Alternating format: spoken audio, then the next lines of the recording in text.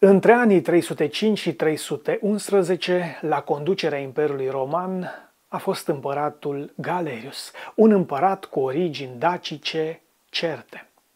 Indiferent ce spun trolii de pe net, vă asigur că istoria recunoaște în mod oficial originea dacică a lui Galerius. Chiar și pe Wikipedia veți putea găsi un pasaj interesant bazat pe lucrarea anticului Lactantius De Mortibus Persecutorum, un autor creștin care a trăit la Roma în vremea lui Galerius. Citez de pe Wikipedia. După spusele lui Lactantius, împăratul Galerius și-a afirmat originea dacică și s-a declarat dușman al numelui roman, propunând chiar ca imperiul să se numească nu roman, ci Imperiul Dac, spre oroarea patricienilor și senatorilor.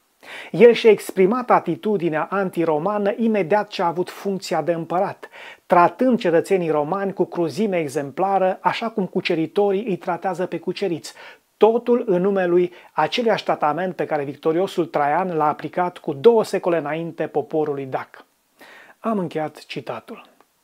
Mai multe despre faptele acestui personaj istoric remarcabil puteți afla din cartea Împăratul Galerius, disponibilă pe site-ul daciart.ro, alături de alte cărți valoroase dedicate istoriei getodacilor.